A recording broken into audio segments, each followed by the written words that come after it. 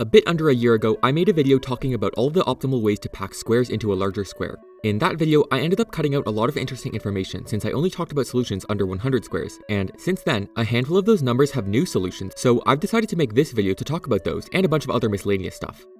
I guess you can consider this a sort of sequel slash bonus slash update video. It's not as polished as the original, but there's still a lot of interesting information to dive into, so let's get started. The first thing I want to talk about is the new solution since last video. Out of the first 100 numbers, 11 of them have new optimal solutions that have been found since that video was posted. Out of these 11, 7 of them were previously classified in the chaotic group, 3 were previously classified in the hexagonal packing group, and only 1 of them was classified in the 45-degree rotation group. I'm going to go through these in order from the smallest changes to the biggest changes. The pattern with the smallest change is 87 squares. This, on screen, is the old 87 solution, and this is the new one. It looks basically identical to the old one, and it almost is. The only thing that has really changed is this group of 14 squares, which has rotated ever so slightly more to the left. You can primarily see that in this crack over here.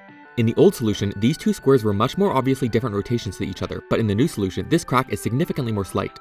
You can also see that this crack over to the left side is also slightly bigger as a result. Lastly, down here the old solution had these two squares forced to touch, but the new one allows for an extremely tiny gap. All in all, you'd be pretty hard pressed to tell that these two solutions were different. One new solution that's slightly more obvious is the new solution with 68 squares. The old solution had pretty much perfect hexagonal packing in this middle group, but now it's incredibly messy. This middle group went from squares of 1 different rotation to 3, with this satisfying rotationally symmetric pattern, as these two groups of 9 are the same rotation, as are these other two groups of 4. Next up is the solution with 53 squares. The old one looked like this, which had this rotationally symmetric pattern, and these two extra ones up here. The new one looks like this. These 6 squares over here are all spaced out a bunch more, and these 4 squares here have all slightly shifted rotation. In spite of the massive changes, this solution actually only goes from 2 different rotations in the middle to 3, as these bottom 4 actually match these two above here. All 3 of these new solutions, while definitely different, don't actually change the pattern very much. All of the squares remain in relatively the same position and are just shifted over a little bit. The new solution with 29 squares is actually the first one to completely change the position of certain squares. This is the old solution. It was one of the hexagonal ones where it gets all weird. The biggest changes are within these 3 squares on the right side. This one is moved up here to match the rest of this group. This one is also moved up to right under this one. Then finally, this one is rotated in a completely different orientation to everything else. All of the other squares in the center of the solution are also slightly shifted around to make space, and that causes these two, which were previously their own rotation, to join the bigger group on the bottom. While that causes this new solution to lose a rotation, it actually evens out to be the same number of rotations because of this weird new square rotation here. Next up, 50. Here's the old solution, and here's the new one. Things changed pretty drastically here. All of the squares in the middle have completely shifted position and rotation, even though there's only one more square in the middle group in this new solution. It's pretty easy to understand though, since this entire group only has one rotation and is rotationally symmetric. The sizes at which these squares are separated is definitely not consistent, however. Then we have 28. This was the one pattern out of the 11 new patterns that improved a 45-degree rotation pattern. Here's the new solution. These squares in the middle are no longer 45 degrees, but they are still all one rotation, and honestly, an extremely satisfying solution at that. The middle section here kinda resembles a flower, like a poppy or something. Honestly, I'm kind of shocked this solution hadn't been discovered before this, considering how simple the pattern is, and considering that 28 squares is a rather low number. As it stands right now, this is the singular solution that has 90-degree rotational symmetry, yet no mirror symmetry. Pretty nifty. The remaining 5 patterns with new solutions all have very different solutions compared to the old ones. Next up we have the solution with 55 squares. Here's the old one. Just like the solution of 29 squares, which also had an update, this one follows the hexagonal packing formation, but sort of broken. The new solution also follows the hexagonal packing formation, but there's some completely new shenanigans going on the top right corner with these 6 squares. This one has a grand total of 7 different rotations. This hexagonal group is nearly entirely the same rotation, except for these two on these corners. These two actually look like they might be the same rotation off from the main group, but they are ever so slightly not. In fact, these two gaps here are actually extremely slightly different. Here's a zoom to prove it. If you extend the ends of this square all the way down, it ever so slightly misses the end of this square. These other 3 rotations up here are much easier to tell apart. Next up we have 51 squares. The old solution looked like this, which had these weird gaps and 3 different rotations of squares. The new one is this thing, which doesn't really look like any other kind of pattern we've seen before. This one has 4 different rotations of squares. These 4 down here are perfect 45-degree rotations, and they actually have some wiggle room to move upright until it hits these 4 squares all lined up in a row, which all have uneven spacing. And then there's this weird blob over here, which is honestly kinda hard to parse. This one especially looks like it could be improved further. There are a lot of places where the squares can be moved around a bit that are otherwise not present in a lot of other oddball solutions like this one. These gaps here are especially notable in my eyes. 3 to go. The old solution of 41 looked like this, one of the hexagonal packing ones, and the new one looks like this, which contains 3 different rotations of squares. Firstly, this bottom group is quite strange as they're all so close to being perfectly aligned, except there are these 3 absolutely tiny gaps between them, none of them which are even the same size. This upper group is also quite strange, but less so as these 4 squares are all rotationally symmetric, and then this one up here is the odd one out. This is actually not the only new solution that follows this sort of pattern, as the new solution of 71, which also was a previously hexagonal packing pattern, has a new solution that's extremely similar to the solution of 41. This one is a little bit different though, as it contains 5 different rotations of squares instead of 3. The gaps in this lower group are gone, but that doesn't mean this group is less weird, as the spacing between these groups is completely different. The only 2 that have the same spacing are these 2, which allow these 6 squares to be rotationally symmetric. Then this upper group is a lot weirder, as it contains 3 different rotations instead of just 1. However, these 5 squares do in fact roughly match these 5 squares in the 41 solution. Not exactly, as again the spacing is different, but they form the same shape, with these 4 being perfectly rotationally symmetric. Also, I find this solution really funny because there's 3 different instances of squares peeking into other squares, but all 3 of them are totally different sizes. The final new solution is the solution with 39 squares. This is the old solution, which was pretty simple to understand, and here is the new solution, which is honestly crazy looking. In spite of how strange this one looks, there are actually only 3 rotations of squares, as these 2 groups, which only touch once here, are pretty separated out. Once again, just like all the other solutions we've been seeing, none of these sizes are the same at all, it's all just chaos. What I find the most interesting about this one though, is this square down here. Usually the squares that are rotated the same orientation as the main square are pretty uninteresting, but this one completely breaks that stereotype. First of all, you might not be able to see it very well, but this square actually has space to move around. Well, it's pretty obvious that it can move up, but it actually has the slightest sliver of space to move left and right too. It also looks like it should be able to fit into this square-shaped space as well, but when you actually put it there, it unfortunately very slightly overlaps with this square, so it can't do that. This is probably my second favorite of the new solutions, just for how weird looking it is. Seriously, none of the other solutions even look remotely like this. That's all of the updated solutions. With that being said, here is the updated chart. There's not really a lot that changes in terms of categories. It's really just the hexagonal solution turning into the miscellaneous category, and 28 also going from 45-degree rotation to miscellaneous. Now, here is the chart that highlights all of the new solutions, and here is that chart extended up to 324. There are quite a lot more new solutions, and the majority of them are packed into this blob in the middle, which I'll get to soon. Here is what the categories of that chart looked like in the last video, and here is what it looks like now. There are a couple notable differences. The first notable difference is that a lot of the hexagonal packing solutions have turned into miscellaneous solutions, which makes sense as hexagonal packing isn't usually optimal. The second notable difference is that the orange wall has continued to get eaten into, as 110 officially has a miscellaneous solution. I'll also get into that later. The third notable difference is that this group of 5 solutions, the only 5 that don't match the category of the ones around it, now do actually match that category. There's also a couple other miscellaneous things, particularly 103 and 297 officially joining the weirder solutions. And technically 230, though that was actually a miscategorization in the first video, not a new solution. My bad. In my last video, I showed you various different strategies and the patterns and the numbers that follow these strategies. Let's look at how some of those have changed. 2 strategies haven't changed at all. The 45-degree rotated groups that form squares and 45-degree rotated groups that form lines. Neither of these groups have had any additions to their groups or any optimized solutions. The other strategies have had some changes. One of the strategies that changed was the group of nearly 45-degree rotated squares, but the middle group of squares somewhat rotated. Last time, that group consisted of these numbers, this line on the left and this mess over here. Now this is the updated version. 171 and 198 have been removed from that group, making the left line less stable, but the line on the right side has actually become more stable, with a handful of numbers now joining that group. There's also this one exception of 297 that is also randomly a part of the group now. The second group that's different now is this group, which had this sort of hexagonal packing with some groups of squares. This is what that group looked like last time, where the bright magenta ones were the perfect solutions and the dark magenta ones were imperfect. This is the updated version, there's only a few changes. 68 and 105 are no longer part of the group, and 129 now is part of the group. The last update of the groups is this category of patterns, the one that eats into the wall of slide puzzle solutions. I still don't really have a name for this category. This category has only expanded, now including a number of new solutions, the most prominent one being that it has even moved upwards as it now includes 110. It also now includes 131, 155, 208, and 238. Previously, I subdivided this category into solutions that have perfect symmetry and solutions that don't, but now none of them have perfect symmetry, so we can group them only as one category. Every single one of the solutions in this category actually improved slightly from when I did this video last year. The next thing I wanted to do in this video is to talk about a handful of the solutions above 100. In my last video, I only talked about every solution under 100 in depth, and while I briefly mentioned a couple over 100, I never went into detail on any of them. This time, I will talk about some of them, although the aesthetics aren't going to be as pretty here, sorry. The first number I want to talk about is 110, which is the new first number in the slide puzzle group to get eaten by the double hexagonal group. It looks like this. While these two rotated groups almost have an equal number of squares, 22 to 21, they are not actually very close to resembling each other. This is also the number with the new record of rotations, as there are an astonishing 16 different rotations, including 5 squares that are a completely unique rotation. This group generally does tend to have a lot of small rotations in the squares, although it doesn't necessarily always have similar sized groups like this one does. Solution 155 has a much smaller upper area with only 14 squares, and a much larger lower area with 45, a nearly 1:3 ratio. In spite of that, it actually has less rotations than the solution with 110 cells, at only 15 instead of 16.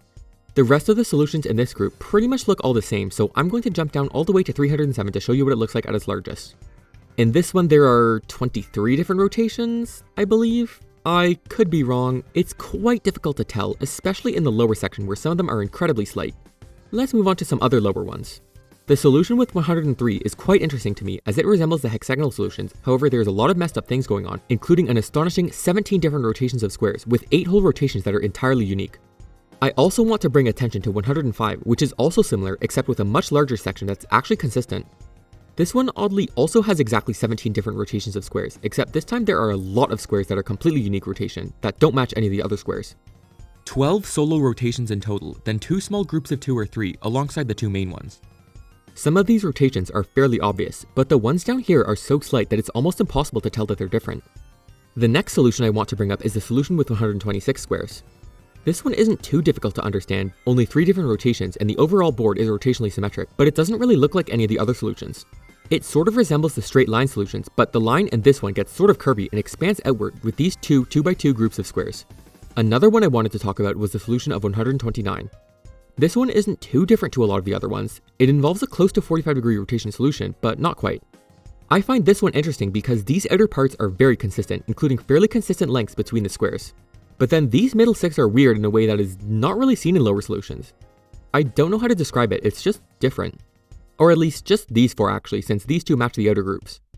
Next up, the solution of 130. You might be asking yourself, what's so special about this solution? It looks pretty normal. It just looks like one of the 45-degree rotated solutions. But it's not. There are, in fact, several slight rotations. Rotations that are so unbelievably slight that I honestly can't even tell which ones are rotated and which ones are not. This one also has the absolute tiniest of gaps between squares. This little gap right here is so slight that I have to zoom in a lot to even show it off at all. I think this one is demonic. Let's move on. Another solution I found interesting was 154 because it's the only example of a hexagonal packing solution where there are 2 distinct groups, but they're the same rotation. Well, except for these 2 squares here that are a slightly different rotation to the main group, though the same rotation as each other, which yet again it makes this solution rotationally symmetric. There were 2 other instances of strategies appearing in larger numbers that I didn't comment on because they're only present within a few numbers and are not all that different compared to the other numbers. The first one is this one, which is present in 175, 203, and 263, and it shows up mildly different in all 3. They're all part of the 45-degree rotations group, but unlike all of those, they 1. Don't form squares or rectangles, and 2. Have at least one row that is offset from the rest of the group. This feels like a really easy configuration to find, so why is it only present in these 3 numbers? Well, my assumption is that they have been found in other numbers, but none of them were optimal. That would likely mean that none of these are optimal either, but were just the last ones left that they hadn't found better solutions for. I assume that eventually this strategy will go extinct, but I could be wrong. The second strategy that I didn't talk about was the strategy that appears in 290 and 291. It's another example of 45-degree rotation offshoots, but this one is especially interesting to me because, for one, there's 2 very separate rotated groups, and each row and column of non-rotated squares is locked tight. This arrangement can be divided into quadrants, where 2 of the quadrants are the optimal packing for 65 squares, and the other 2 are the optimal packing of 80 squares, with one being 81 in the 291 arrangement. I love this solution because it's one of the very few examples of one large solution containing exact copies of smaller solutions that aren't just perfect squares. I imagine this concept could show up in other larger solutions, but again, these mathematics haven't been extended to that point yet. The very last strategy that I want to talk about is the strategy in the solutions of 171 and 198 squares. If you remember, these 2 solutions were both part of that line of odd solutions on the far left of the graph. Previously, that line was perfect and all of those solutions showcase the exact same strategy, but these 2 changed with a better strategy that led to a better solution, which looks like this. You might find this pattern in the middle here familiar, and that's because it's two copies of the also new optimal solution with 50 squares, with one flipped obviously. It's yet again one of the few examples of a large solution containing multiple copies of a small solution, which I find really interesting. Also, 50 squares sorta kinda is part of that line if you extend it far enough upwards, so that makes me wonder if maybe the rest of these solutions in this line could also work with this strategy, with a couple of tweaks of course. Then here's 198, same thing except obviously bigger. I think that's all I want to talk about for other solutions over 100. Nearly every other one is just bigger versions of the smaller ones, or like slightly broken in some places. If you yourself want to see any of these, I am linking the site that contains all of these solutions in the description. Feel free to check it out yourself. The last thing I wanted to do in this video is sort by symmetry groups. I did originally prepare this for the first video, but I decided to scrap it because it was a little bit nebulous. However, I'm going to show you now anyway because I still think it's pretty interesting and this video is already a lot messier, so whatever. Let's go through the 5 different categories. The first category is solutions that have 4 axes of symmetry, for instance, the solution with 40 squares. In all cases of these solutions, these 4 axes are horizontal, vertical, and both diagonals. The second category is solutions that have 2 axes of symmetry. For instance, the solution with 10 squares has symmetry on both of the diagonals, but not horizontally or vertically. The third category is solutions with 1 axis of symmetry. For instance, the solution with 37 squares has 1 axis of symmetry, only on one of the diagonals. The fourth category is solutions that only have rotational symmetry. For instance, the solution with 50 squares has rotational symmetry, but it doesn't have any mirror symmetry. And finally, the last category is solutions that have no symmetry at all, such as the solution with 17 squares. In the cases of solutions which have squares that have space to move around, they will be categorized in whichever group has the most symmetry possible. For example, 24 solutions. This arrangement of 24 squares has 1 axis of symmetry, but if we swap it so the empty square is the middle one, then 4 axes of symmetry are possible. So this gets grouped in 4 axes of symmetry. Here are all of the solutions in their respective symmetry categories. The first thing to notice is that the right side is actually quite interesting for once. It makes a checkerboard pattern between solutions with 4 axes of symmetry and 2 axes, except for one line that is only able to have 1 axis. This sort of doesn't really have anything to do with square packing anymore, but I think it is interesting, so I'm going to talk about why this happens. Firstly, every single square number obviously has 4 axes of symmetry. That much is obvious. With every single board that is an odd times an odd number of squares, you can remove the middle square and still have 4 axes of symmetry. That covers these groups. You can't do that with even by even boards because the center of the board does not run directly through a square, so no matter what, one side will be off. The only way to preserve the 4 axes of symmetry after this point, on both even and odd boards, is to remove 4 squares all at the same time. This is because you have 4 quadrants and need to keep all of them identical, so by removing any one square, you also have to remove the same one from the other 3 quadrants. The only way to circumvent this is to only remove 3 squares and then move that final square into the center of the board so that it is equally distributed between all 4 quadrants. This means for every slide puzzle solution, you have to remove either 3 or 4 squares at a time in order to keep 4 axes of symmetry. 1 or 2 won't work. If you remove 1 or 2, then you can only get 2 axes of symmetry. If you remove 2 squares from an existing 4 axes of symmetry solution, then you have 2 extra squares which need to be balanced, which can be done pretty easily like so. If you remove 1 square from an existing 4 axes of symmetry solution, then like removing 3 squares, you need that last one to be in the middle in order to balance out both halves. The only instance of removing 1 square that doesn't result in 2 axes of symmetry is when you remove 1 square from a full even by even board. The reason this doesn't work is that 1 extra square needs to be directly in the center of the board, but there's no space to move it there, so these solutions only have 1 axis of symmetry. When you remove 4 from this solution, then it is possible to move it into the center so that there are 2 axes of symmetry. Whew, okay, side tangent over, that's why we get this checkerboard pattern here. Now the rest of the symmetry board. The most obvious thing to notice is that the groups with and without symmetry are actually fairly distinct and sorted out. Solutions on the left side do tend to have symmetry, and solutions on the right side don't tend to have symmetry, with some exceptions. The other solutions with 2 axes of symmetry tend to follow a line, which is basically just all of these solutions with 1 line, although there are a couple others spattered around here and there. Then, 1 axis of symmetry, 4 axes of symmetry, and rotational symmetry are kind of just inconsistently everywhere. Something interesting to note though is that if you extend this checkerboard pattern, all of the other solutions with 4 axes of symmetry map perfectly onto it, which is not surprising since it's literally impossible for any of the other solutions to have 4 axes of symmetry for the exact reasons I described earlier. You can only remove 3 or 4 squares at once and keep 4 axes of symmetry. Basically, these green ones are the ones where these solutions are probably not optimized. Yet. Okay, that's all I have for you this time. I hope you enjoyed this video in spite of how messy it was, and hopefully in a year from now there will be even more new solutions for me to talk about. See you then!